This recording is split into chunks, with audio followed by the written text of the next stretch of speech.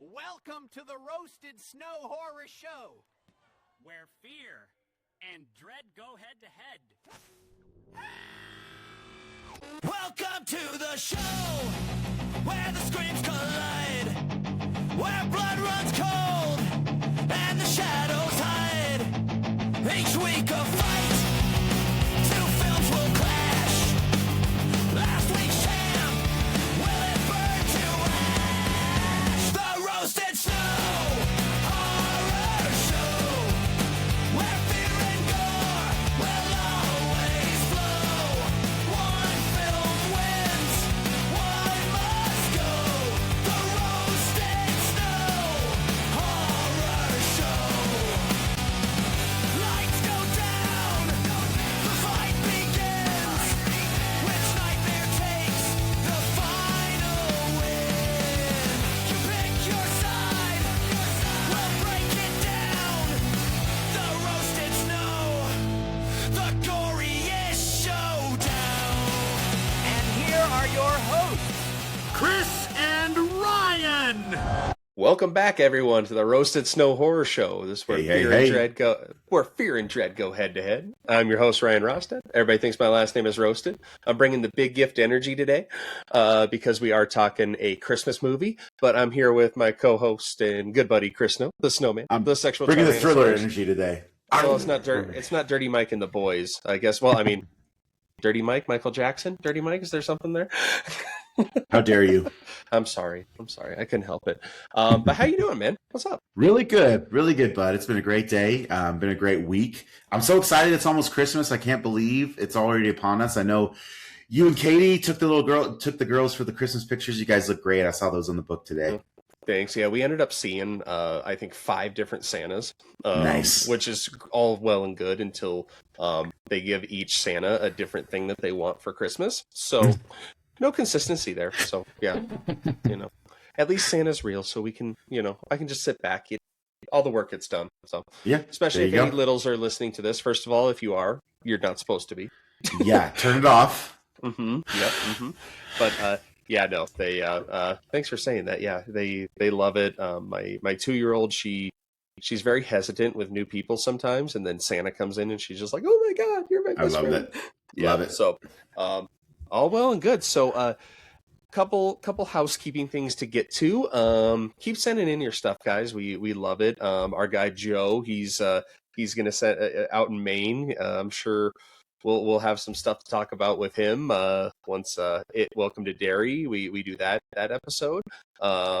As we're recording this, I have not watched the finale, so we will get to that at some point. But we did want to do it's the return of the Roasted Snow Olympics. It took a week off, but here we go. We're gonna jump right into it. It's in third place. They are a stalwart. They have been in every Olympics. They won the gold last time. They're on bronze this time. It is Ireland. Love you, Welcome, Ireland. Yep, you are racking up medals there. Keep it up. And then in second place, we had a newcomer. We had 2 newcomers take silver and gold here. Silver, and I don't even think I've told you. I think I told you one. I didn't tell you the other. But in second place is the Philippines. What's up, Philippines? Man, thank you guys for listening, man. You guys take the silver right off the bat. I love it. Keep that up. But then swiping in for the gold. They're big on rugby over there. It's New Zealand. Hey. New Zealand. What's up, guys? Thank you. What's up, Kiwis? I see you. There you go. How are the All Blacks doing now? Yeah. So that is my extent of New Zealand knowledge right there. So that's about it. You guys educate me. The Lord of the Rings was filmed there, Ryan. Oh, duh. It's 3 movies. People walk into a volcano. Walking to Mordor. So thank you guys. I'm sure some of you are still battling out in the Shelby Oaks and Dream Eater thread. That thread is getting hot, and I'm here for it. It is always, every single day, it's something new. So we're just going to keep that going for eternity. Well, it'll be 10 years down the line. We'll be like, what are they saying in Shelby Oaks and Dream Eater? But guys, we love it. We've said it before. We absolutely love it. But what I love more than that is unhinged holiday horror movies. And today We are talking about the remake of Silent Night, Deadly Night that Let's just came out. go. I mentioned it to you on our last episode, but to those of you that did not listen, I don't know how much credibility I have on this episode because as a horror fan and a holiday horror fan, I have never seen any of the Silent Night, Deadly Night movies. So I literally went in when I saw this in the theater. I didn't know anything about it. I saw the poster. That was it. I didn't know any of the story, any of the lore. I literally just walked in. I didn't even watch a trailer, and I never see a movie where I don't watch a trailer. So that's how fresh it was to me. And what's your history with it? Have you? Am I alone here? So I went on a run. Gosh, must have been 3 or 4 years ago. It was when I was still doing real estate at the time. Christmas rolled in, and I was on a run with holiday horror movies. I think it was actually the same year that you, me, and Mikey went to see Halloween Ends, because that's when you introduced me to Shudder app, and I went on a run that Christmas season and watched so many Christmas holiday horror films. Silent Night, Deadly Night, the original, was one of them at the time. So I did see it. It's been a little bit. It's been a few years. But watching this one kind of refreshed it in my mind. I will say that the late 70s, mid to late 70s and even into the early 80s had some really cool horror films. I'm really interested. Those of you, maybe our parents that were alive during that time, I'd love to get your perspective, because I know that, serial killers were pretty heavy in the United States during the 70s. And I think watching these films probably raised up a lot of feelings for the people, that were seeing that on the news every other day. But yeah, there was just a run of horror films in the late 70s. Silent Night, Deadly Night being one of them that, is not bad, I guess I should say. Yeah, and Black Christmas is another one. Oh yeah, Black Christmas is the standard. Yeah, that's the primo. I actually remember my mom had actually and my mom is, because she is not into horror at all.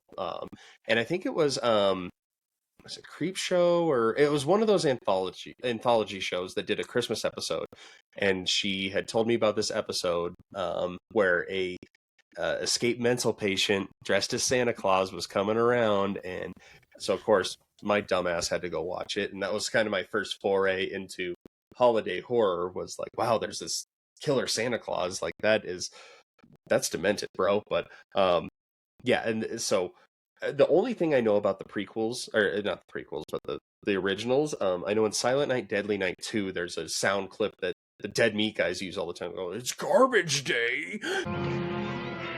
Garbage day! Huh?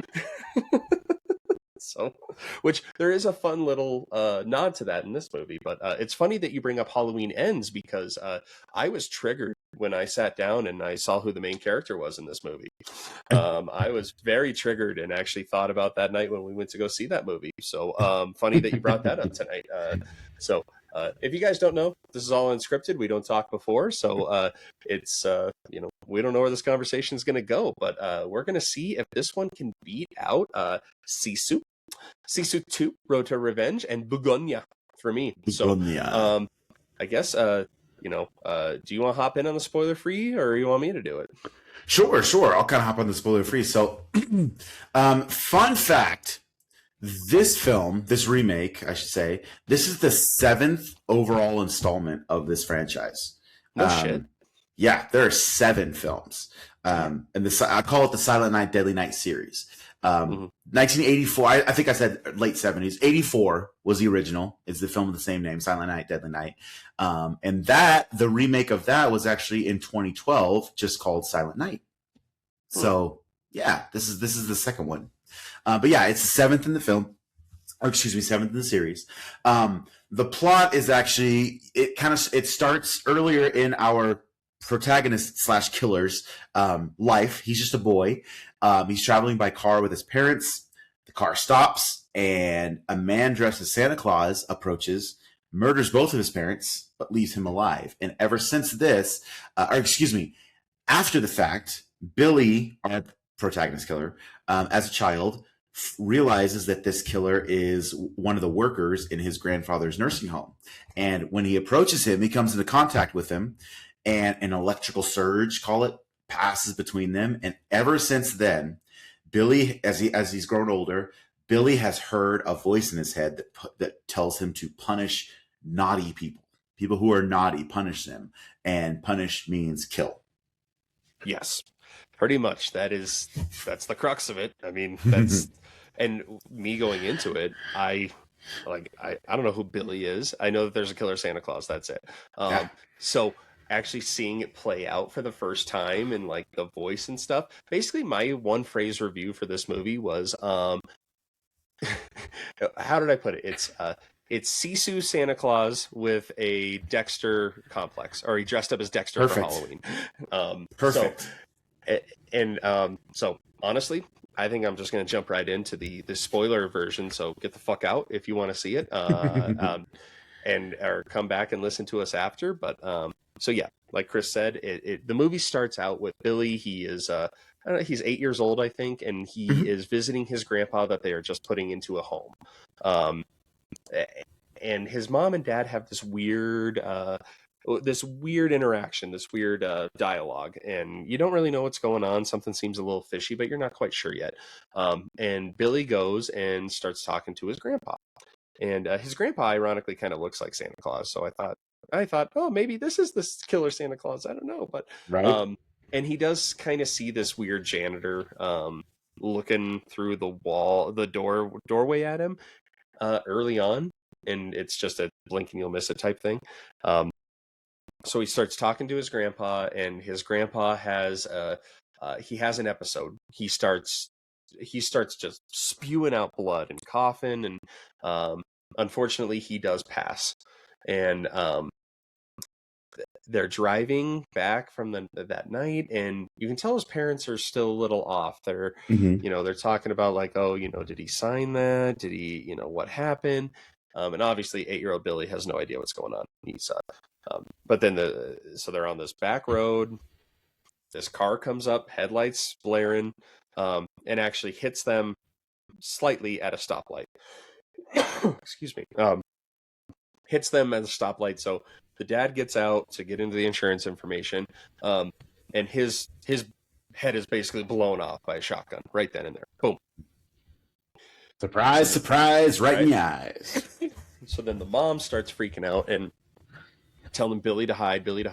This guy starts putting out shots into the car. And it's kind of presented throughout the movie in little segments, little spurts, but we're just going to kind of touch on the whole thing right now.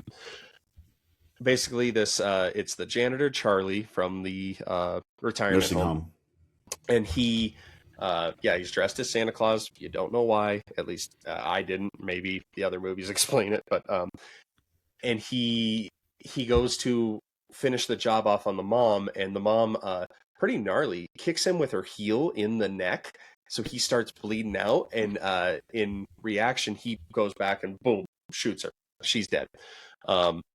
Billy gets out of the car, and as you explained, he grabs Santa's hand. And and this is one part of the movie that I didn't like at all, was just kind of the visual of the electrical surge and all that. Very B movie. That was very B movie, which was weird because I didn't really get that vibe through a lot of this movie. But that one for sure, I was like, and obviously it happens a little later. We're just touching on this plot point right now. But you fast forward to adult Billy. Not living the greatest life. No, he's a drifter. He just basically carries around a backpack, and you see him in this hotel room, and you hear this voice, and at least me, I'm like, oh, who the fuck's talking? You come to find out that this is the voice of Charlie, the guy that was dressed as Santa Claus, that killed his parents. And he's saying all these things. He's just like, I'm not having a good feeling. It's kind of like, maybe not Dexter complex. Maybe it's like a Venom complex, because I got like Venom. That's actually a really good way to put it. Talking to Tom Hardy. This guy's dead in the room, and you're like, okay, that's weird. Cops come. He has to book it. The voice in his head is telling him, hey, you got to go up this way. You got to do that. And he has these conversations with the voice in his head, and he's like, hey, shut up. And so obviously you can tell he is not the strongest mentally. And he actually gets this is where the Dexter part comes in, because he actually takes some of the blood from his victim and puts it under the number 20 on an advent calendar. Yep. And then it pops up and it says December 20th. So you get that's kind of his trophy. And the voice basically tells him to commit a murder for each day leading up to. So it's a murder advent calendar, basically. Right. And so he ends up going again. He's a drifter, so he doesn't stay in any place too long. So he ends up going to this small town where he ends up he's eating at a diner, and he sees this girl from across the way, and obviously he keeps looking at her, and the guy, Charlie's voice in his head goes, "Not her, no, not her, don't do it, don't do it."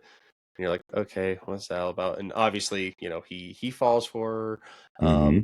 She works and is the daughter of the owner of this antique shop. There's a lot of Christmas antiques in there, and she runs into Billy there because Billy, of course, wants to know more about her, and one thing leads to another, and he ends up getting a job there like the same day, like the same day.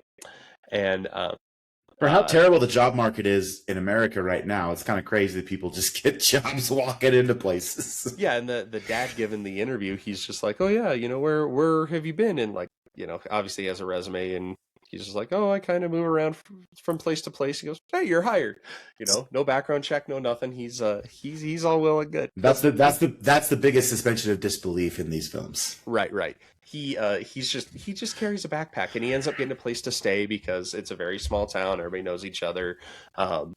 He starts working at the store, mainly to get close to this other chick that he has a thing for. Her name is Pam, but people call her Pammy, and she hates it. And he sees at the store the next day that an older man is kind of rubbing her arms, and it's like, "Hey, if I was 35 years younger, I would definitely get with you." And she's like, "Oh, you're just a sweet old man." And you hear the voice say, "Him tonight has to be done." You're like, okay, that's weird. And other movies have played on this trope. Like I talked about Dexter, like he has his code, and I think you and I even talked about what Mr. Brooks. He kind of had that dark passenger type thing. It's like, hey, we got to go take out this person. The BTK killer. This is in reality. He said the voice that talked to him was what he called the frog demon. Oh shit! Yeah, well, frog demon, Venom, Dexter, dark passenger, Mr. Brooks. it's all there. It's all the same. Yep. This guy's name is Charlie. Whatever. So he decides, hey, I'm going to do this. And at this point, at least for me, since I didn't have a backstory with these movies, I was like, is he really just going to kill this guy because he has to kill somebody? Like this guy, like maybe he just made an offhanded remark that seemed very kind of creepy at the time, but maybe it was totally innocent. That's the vibe that I got. Like he's just this old dude watching TV at his house, and then sure enough, here comes Billy with his Santa suit on, with his axe, and he fucks this guy up. Like he ho ho ho. Yep. And he right before he does, he goes naughty, and bang onto his head. He's dead. Puts the under the 21, the blood under the 21, and obviously the town is like, what happened to him? We don't know. And this is where I thought I was an asshole in the theater on this one, because Pam asked him to come to her nephew or niece's hockey practice, and obviously have a background in hockey, so they're watching this, and this kid's in fucking figure skates, and I'm like, really? He's at a hockey practice and he's in fucking figure skates? Like they didn't you would think notice to do this? that. Yeah, but they end up explaining it, like I don't know why he has figure skates, but like it is addressed, like he is bullied because he has figure skates, so at least they address it. But while they're watching this practice, there's this lady that starts yelling behind them, and the voice in his head, Charlie, goes, "Her." And he's like, "No." He's like, look at her. So he looks at her, and he just gets like these little like psh, psh, psh. You don't really see anything. It's flashes. It's that lady. Yeah, it's little flashes. And I forget her name. It's Bridget or something. I can't remember. She's just she's a total Karen. Like that's the vibe that you get from it. So he's like, "Nope, you got to do that tonight." So this is where I really started having fun with this movie, because he follows her to this Christmas party. He doesn't know it's a Christmas party, but so he gets in his Santa suit. It's a certain kind of Christmas party. Right. He's going to infiltrate this. He dresses as Santa to, get this. And they're like, oh, Santa, are you packing? Like, there's a security guard at the door. And it's like at this barn type thing. And he's like, nope, Santa's not packing. We're good. He walks in. Everybody else is dressed up as Santa. Every single person. There's some slutty Santas. There's some real Santas. Everybody's a Santa. And he's just like, wow, wasn't expecting this. And kind of just like looking around. And, it's like, wow, this is kind of funny. And then the camera pans up and you see massive swastikas on the wall. Nazi Christmas party. It is a Nazi Christmas party. And I believe they call it the White Power Christmas. And you're like, and this is where the Sisu part comes in, because you're like, God, I hope he fucks up this. And at this point, at me in the theater, I'm like, okay, he's going to take out Bridget in a really fucked up way, because now he knows that she's a Nazi. And clearly, it's really funny how it happens, because she comes out and starts giving the speech, and she's like, it's a white power Christmas, and they all do the hail, and he doesn't do it, but the camera pans down to his fist, and it's just going like that. Squeezing, he's like, argh. He's just, the rage is flowing through him, and he leaves. He leaves to go to his car to get his axe, and Charlie, the voice in his head, is like, you can't take them all. You can't take them all. You at least need a gun. And he goes, guns are for pussies. He goes in and does a full John Wick Sisu style, just fucking all these Nazis up that are dressed as Santa Claus with an axe. He fucking kills them all, with the exception of Bridget. It's so fucking crazy. It's so good. It's so crazy. I don't know, man. I don't care what movie it is. If it's somebody just totally just mowing down Nazis, I'm all for it. That's why Nazi Zombies is so popular in Call of Duty. Dude, it is, yeah, right? And even in Glorious Bastards, they play with history, but like, the theater that scene. final scene. Oh, yeah. Mm-hmm, yeah. It's so good. So yeah, he starts mowing down these Nazis, and he's just taking them out left and right. But he sees that, and her name, I can't remember if her name is Bridget or not. I'm just calling her Bridget. Nazi Karen Bridget. Nazi Karen. Right. She's able to escape, because at this point he locks the doors so people can't escape while he takes them out. And during this, he gets stabbed in the shoulder. And she brings out like an AK. Or she brings out an automatic weapon. Yeah. And she starts trying to aim for him, but everybody's dressed as Santa. So she ends up taking out a bunch of Nazis unintentionally. And she like drops the gun, and she's like, oh, fuck. So she escapes. I believe she's on like a snowmobile or something. Yep. Or like a bike. Skidoo. Yeah. And she starts driving away, and Billy pops out and just fucking takes her head clean off with the axe. And he's so fucked up this time. Like, his eyes all swollen. He was punched in the face. He's stabbed. He has to go back to his place and take the slug out of his leg. And then he has to go to work the next day. No. And nobody asks any fucking questions. They're just like, even Pam is like, what happened to your face? And she's like, I don't want to know. It's like, okay, cool.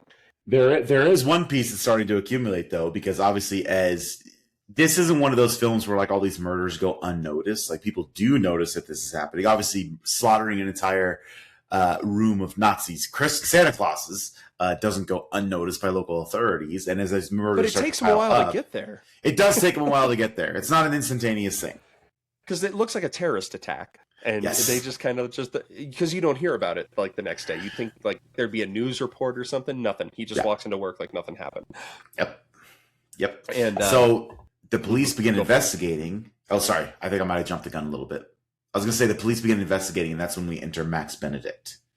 Oh, well, yeah. So Pam starts getting these messages, these calls on the phone from a guy named Max, and she keeps ignoring it. Clearly, it's like an ex. You don't know too much about him at the time. And I might be getting the timeline messed up here, but he goes back into work, and obviously he's fucked up, and they're like, hey, the guy that plays Santa Claus didn't show up. And it turns out that that's the first guy that he killed.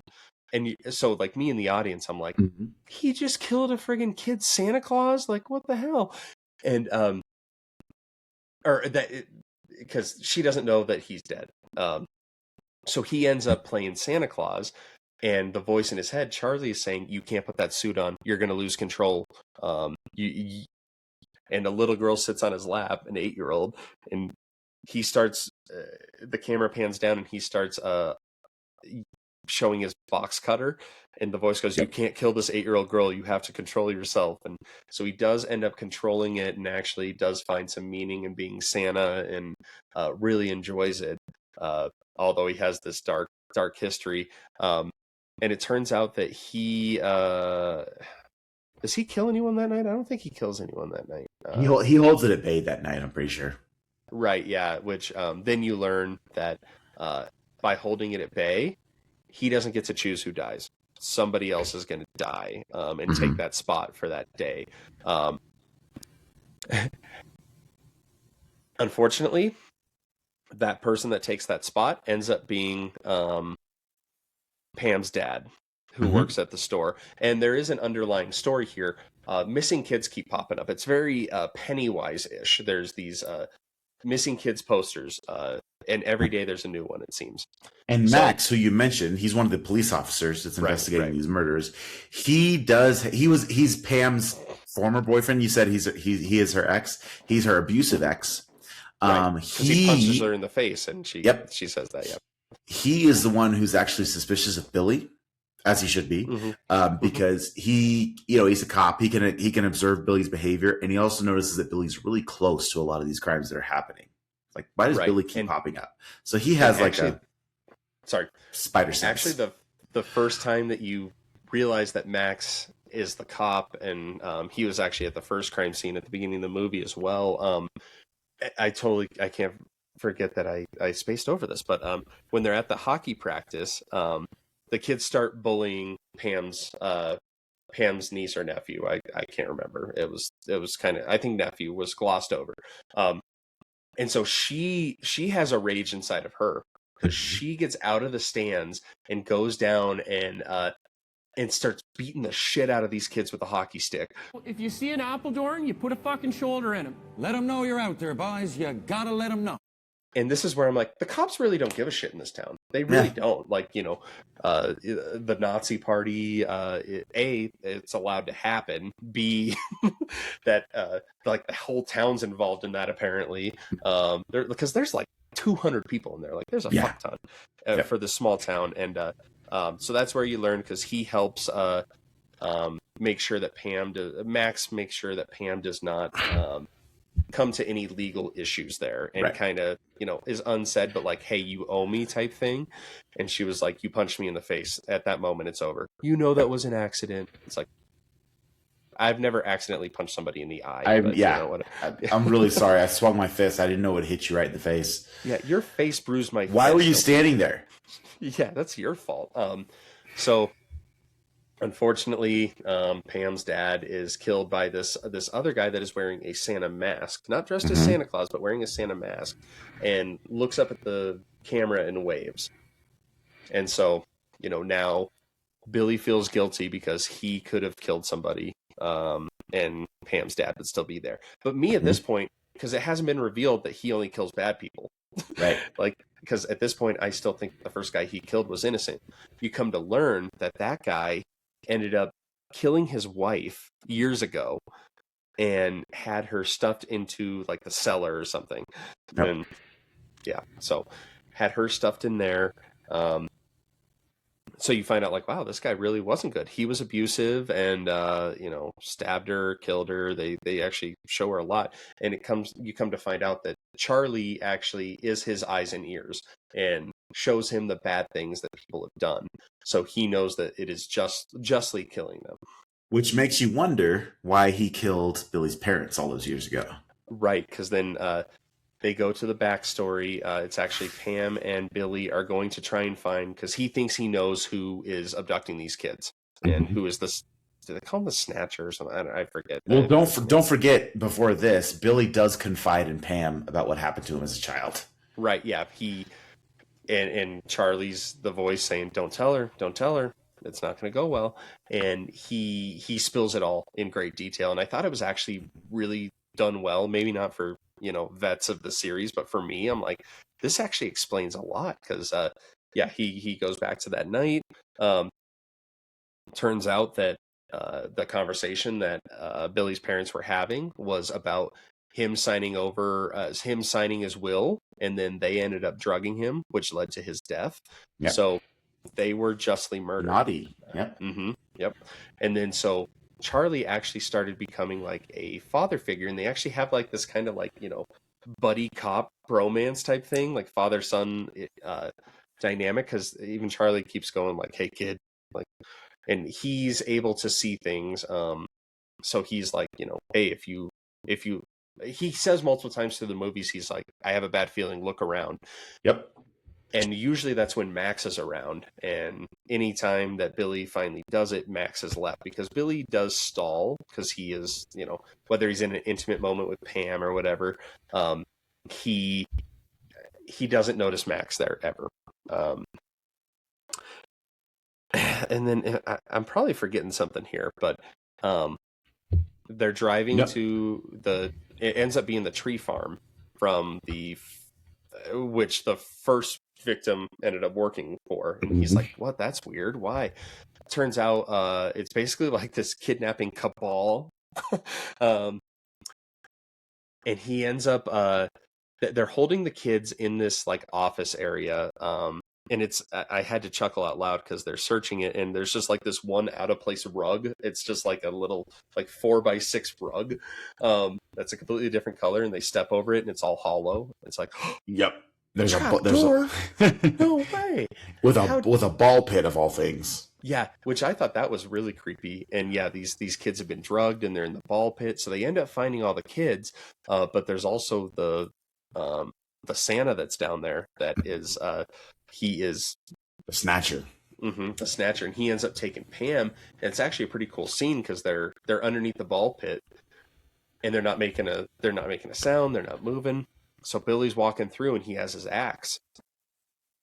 And you can hear Charlie saying, he goes, "Okay, you have to listen carefully." He has a knife to her throat because Charlie can see these things that Billy can't.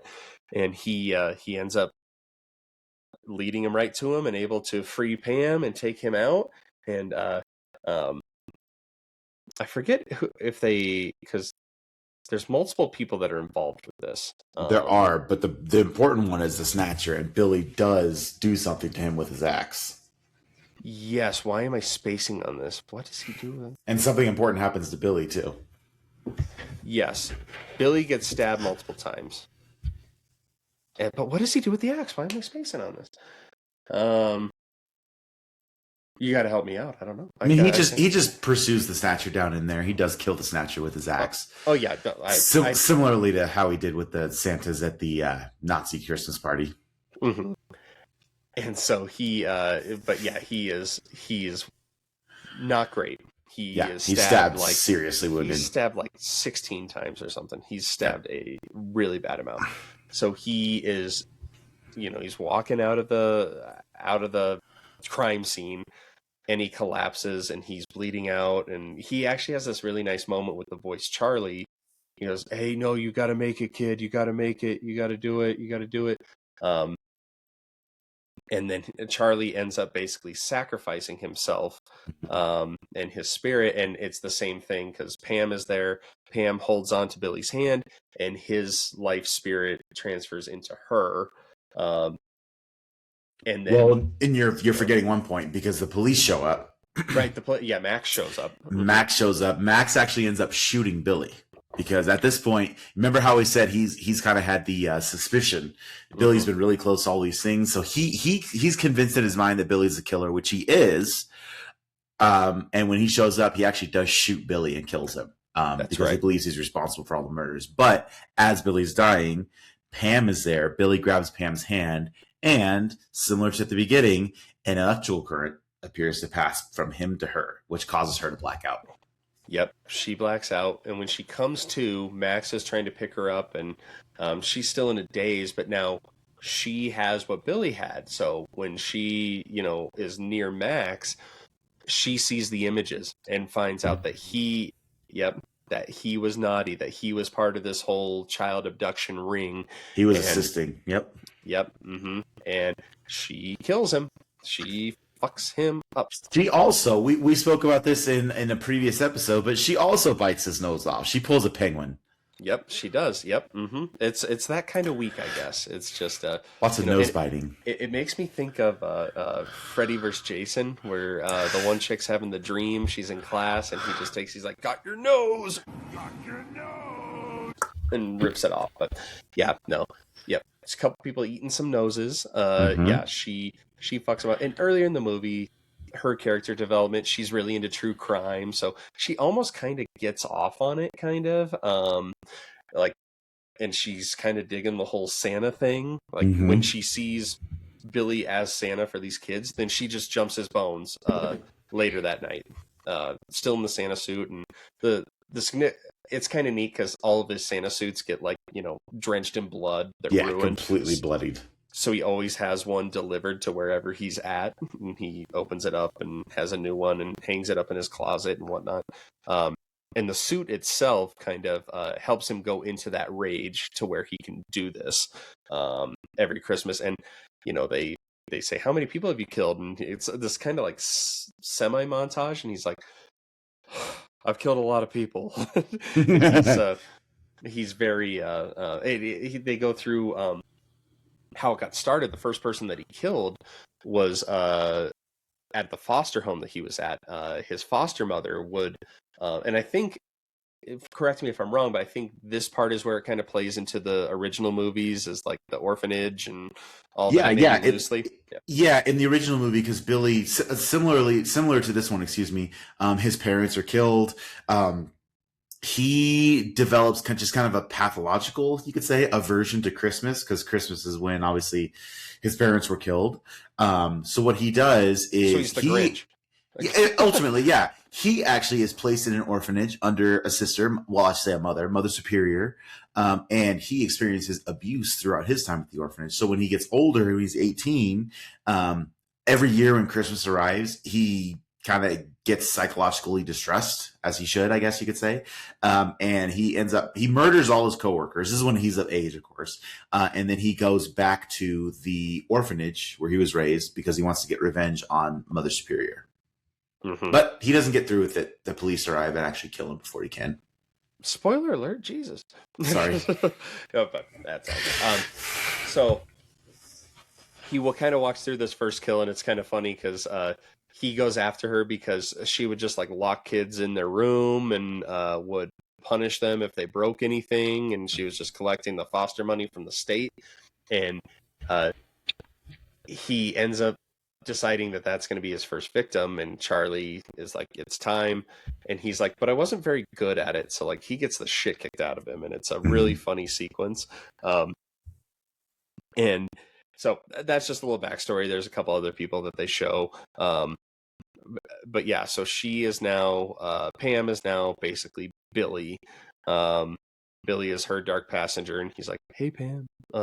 I had alluded to it earlier. Billy is played by the same guy that takes over as Michael Myers, essentially, in Halloween Ends. Yeah. And yeah, I was triggered immediately because I was like, that. I hated the direction that they went. I recognized his face immediately. And again, like, I didn't see a trailer. I had no idea who was in the cast. It summoned the rage within you. It really did. And so that kind of set my expectations for it. But I got to tell you, I think he did a great job with it. And I thought it was a hell of a lot better than Halloween Ends, at least his portrayal. I was just like, what is up with this guy and taking over being a killer for these, franchises that everybody knows about? That's his lane. That's his IMDb profile, I guess. But yeah, he is, I thought he did a good job. I thought the whole Charlie thing was interesting. What are your thoughts on it, Ed? Yeah, I like this one. I thought, obviously being familiar with the original Silent Night, Deadly Night, I liked in this one, Billy's much more of call him an anti-hero than he is in Silent Night, Deadly, the original, I should say. Because in this one, kind of like to your point, he really takes on kind of the Dexter qualities, right? He's kind of punishing people who are naughty and have done well, whereas in the original one, he kills a lot of people that don't deserve it. The way that the film ends, that Billy's, I shouldn't say his consciousness, his spirit passes on to Pam. Pam kills Max, and you can see that Pam is going to kind of go forward doing the same things that Billy used to do because she walks away wearing his Santa outfit. So, the killing spirit, the killing thing is going to continue. It's going to go forward. The killing of the Nazis at the party was really cool. That was a damn cool scene, which I really appreciated. And then, I think this kid definitely finds his way in this horror genre for sure. I think we're going to see a lot more out of him. Rowan Campbell is his name. Yeah, because even in Halloween Ends, I mean, it wasn't his fault per se. No, he's playing the character that he was written into. You could have put Daniel Day-Lewis in there, and I would have thought it was awful. Just the creative choice there, because he is kind of that that shy, reserved guy. Keeps to himself, and he is that here. He's also very socially awkward. Like I said, he talks to Charlie the spirit, like he's in conversations with people, and he's like, "Shut the fuck up," and they're like, "Why'd you say that to me?" Or he's like, "Yeah, what a bitch," and then they're like, "What? Why'd you call me that?" So why are you talking to me like that? But yeah, this whole town, it's like the cops are inept. I do love the fact that the town's name is Hackett. You're like right. Hackett with an X. It's like, I see what you did there. And clever. My favorite line in the movie was "Guns are for pussies."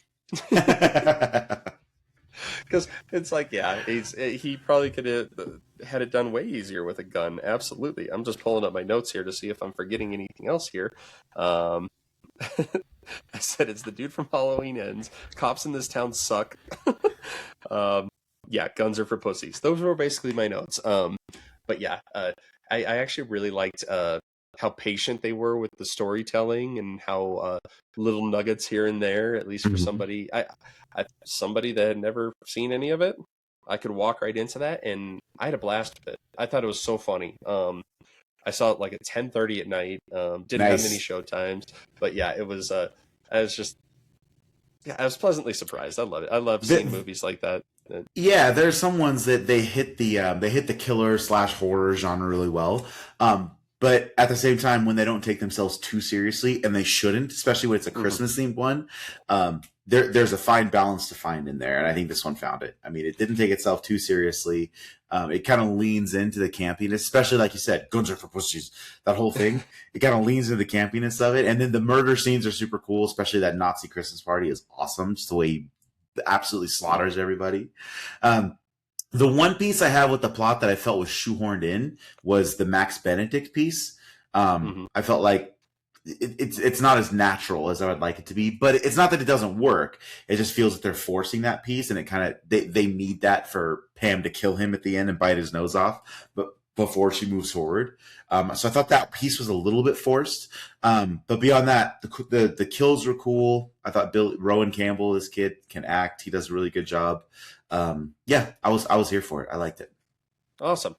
Yeah, and obviously, I kind of thought the plot point in the development with the kids going missing. I thought that was and maybe that was a little shoehorned in as well. They're forcing it a little bit. It would almost work more if Billy confides to Pam that it's him doing these killings, and the rest of the movie is him running from the cops and trying to stay one step ahead of them. Right, and I did like that they did give the casual audience the misdirection of like, is he killing people just because he has to? Are they actually bad? What's going on? And then obviously like the Nazi party and just how he made the fist, and it's like that Arthur meme where it's just like the fist that's Arthur's fist. It's like perfect callback. Post that picture right there. Definitely post Arthur. So that I appreciated. Yeah, the whole, and I get why they had to do it, because it did tie a few things together. I just thought it could have been more prevalent at the start, like when he goes into this town, instead of them just being like, oh, hey, do you see that poster right there? Yeah, no, that's totally, like, I felt like it could have been more foreboding, like, wow, and that just goes back to the cops being inept. There's friggin' 20 kids missing. There's a Nazi party that gets shot up. There's a chick that beats up 2 kids with a hockey stick. There's a guy that plays Santa that gets his head split open. It's like, come on, you bastards.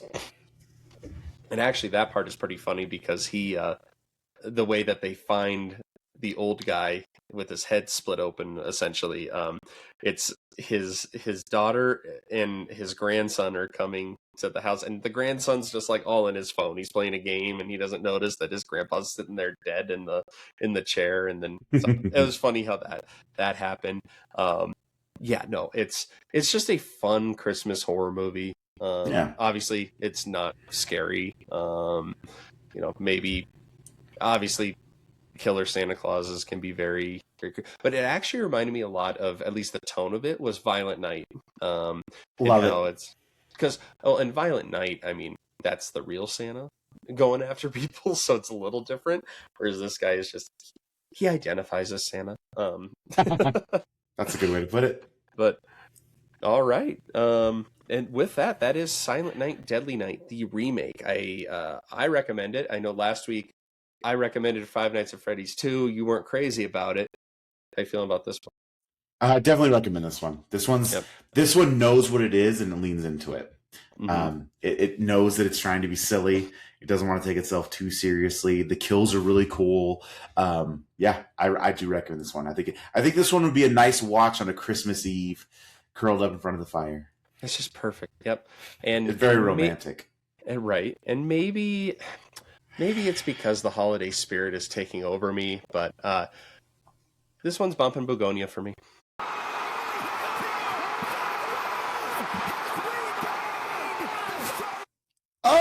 Oh, no way! Mm-hmm.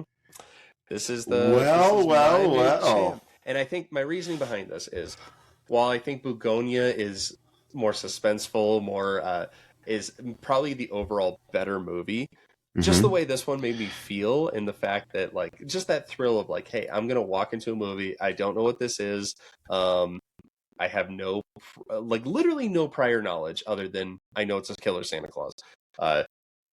Because every other movie I see, I at least watch a trailer. I honestly didn't even know this movie was coming out until like 2 weeks ago. So going in that blind to it, whereas at least Begonia, I had to watch the trailer, and yeah, I was pleasantly surprised by that. But this one, I was like, it was just so much fun. And now maybe we talk after Christmas, and I'm like, you know what, I'm switching it back. I'm going something else. But for the time being, it has axed the aliens. The fitting. God, what the Andromedons? You're gone. You're gone, you fucks. All right, so I have a Christmas Sisu. How does it stack up to your Sisu?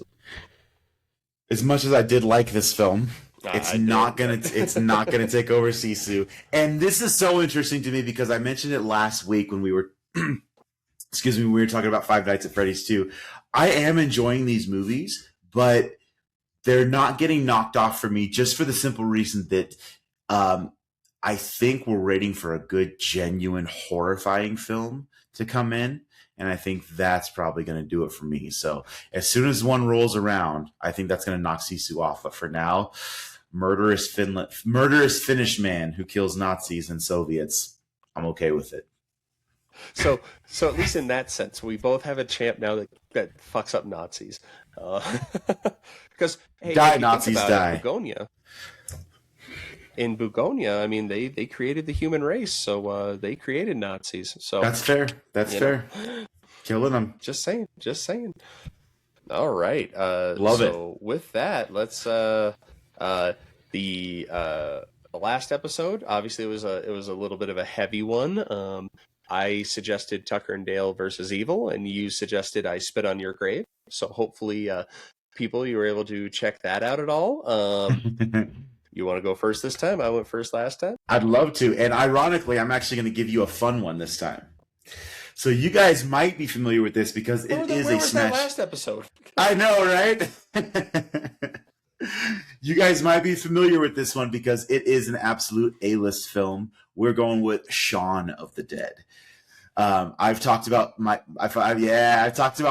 love of found footage. My other love is zombie films. I love zombie movies, especially good zombie movies.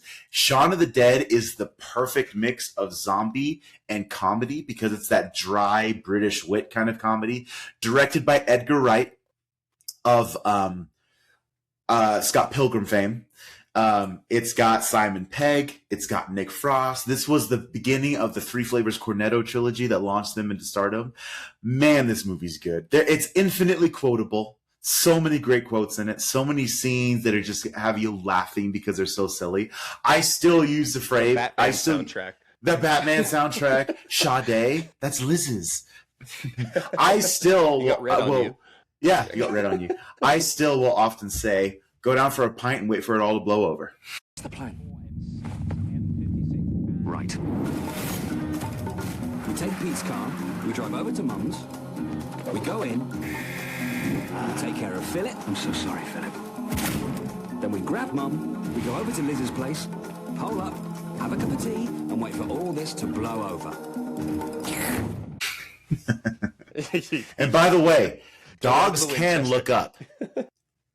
Dogs can look up. But Shaun of the Dead is my recommendation, guys. If you're looking for something that's wickedly funny and also really good zombie flick, check it out. Awesome. And that whole trilogy, my personal favorite in that trilogy is Hot Fuzz. Not to say any of them are bad by any means. Shame. Hot Fuzz is probably my favorite. Yeah. Is it true that if you shoot a man in a specific part of his head, that his brain will explode?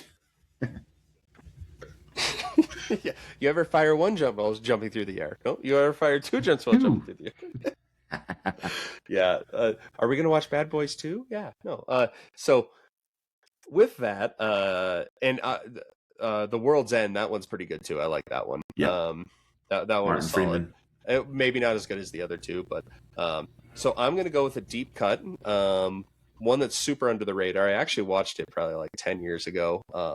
It's called Pontypool. And this one, I don't know if have you heard of it? No, this is new to me. Okay. This one, I believe it's a Canadian film. So maybe it's more popular up in Canada, but they don't listen. So how would I know? You're not in the Olympics. You're not in the Snow Olympics. That wasn't shade. No. Shots fired. But basically this one, it takes place inside of a radio studio. They're doing a radio show that night, and basically outside, it's implied that there is some sort of zombie apocalypse. So another zombie one. And it all goes through, it's kind of like the radio play War of the Worlds-esque. It's the guy that's the head DJ, he's just in his booth and he's trying to explain what's happening outside. And it's a very, it's a dreadful movie because there's not a bunch that you see, but just the way that the dialogue happens, it really interests me. And yeah, it's called Pontypool. It's not old, it's not new. It's right there in the middle. So give that a shot, and you can watch Shaun of the Dead any day of the week. That movie is just, it's timeless. And I remember it was marketed as some commercials were like a horror movie, some were a comedy, and obviously it leans way more into the comedy side. But yeah, the one line I go to, it's just like they're throwing the records, and it's just like, throw something that we don't need. The Batman soundtrack, throw it. But yeah, Sade, yeah. And oh man, the acting in it, so that one obviously is great. If you want something that's off the radar, that's Pontypool. Check it out. It's a great recommendation. And we actually haven't talked about the next movie we're covering. We are going to do our Christmas episode on Wednesday next week. Maybe I'll wear the same stuff. Yeah, man. Maybe. Big gift energy. It used to have a little like horn that would go off that would be like, "Burr, burr, burr, burr, burr," and I would accidentally hit it if I was like at a party, and it got really annoying. So I'm glad it doesn't work right now. So maybe I'll wear my gingerbread onesie. There you go. That's hot. Sexual Tyrannosaurus energy. We're back. Yeah, maybe we need that ugly sweater. I'm sure there's got to be one out there. I'm sure there's one on Amazon. But yeah, we will be looking at a new movie next Friday. I don't know what it is yet. We will see. We got some good horror movies coming up, though, in the near future, like January 6th. I don't know if you've seen the preview for Primate. That looks so dope. I'm so excited for that. I'm so glad you said that, because we're definitely talking about that one. Oh, yeah. I actually showed a preview for it before Silent Night, Deadly Night, and it's like the 5th time I've seen that preview, but I'm just like, that one looks like it's going to be like really gory. And it's bloody. The premise seems really stupid, but like the sometimes the simplest premise give us the best films, and I love that. I am looking forward to that one. There's a few more that are on the horizon, but we will definitely find one for next week to go over. So you'll just have to tune in to find out. It's a mystery. We might not even tell you on Wednesday. I don't know. We'll see how that goes. But we'll see you guys for our Christmas episode. I think we're probably going to do something like, which Santa Claus killer is the best, or something like that. David Harbour, Violent Night. That's going to be a tough one to beat. Although, is it the Santa Claus that we like the most, or is it the Santa Claus that would beat the other Santa Claus? Good point. Dave Harbour would probably beat Billy. All the other ones, yeah. He would beat him. But Art the Clown, he's a Santa Claus. He counts in Terrifier 3. He counts. Good call. He counts. Yep. There's a lot out there. So join us for that one. I hope you guys have a great Christmas season. Check out those movies. If you haven't checked out our extreme horror episode that we did on Wednesday, urge you to check it out. Duke bags optional. Oh man, yeah, it's that one. We had a tough time getting through that one. It's a lot of good discussions in there. So keep hitting us up on our socials on roastedsnowhorror@gmail.com. We love hearing from you guys. Our guy Joe, we appreciate you. Thanks, Joe. Yeah, and also on the Wednesday one that we did, John's Jingles came back. So enjoy that little tidbit, John. Love you. And with that, guys, we will see you next week. Thank you so much for all your support, especially New Zealand and the Philippines. Welcome. Canada, get your shit together. Come on, Canada. All right. Bye, guys. Bye, guys. Thanks. Thanks for listening to the Roasted Snow Horror Show. Please follow us on our social media pages and tell your friends, Pretty please!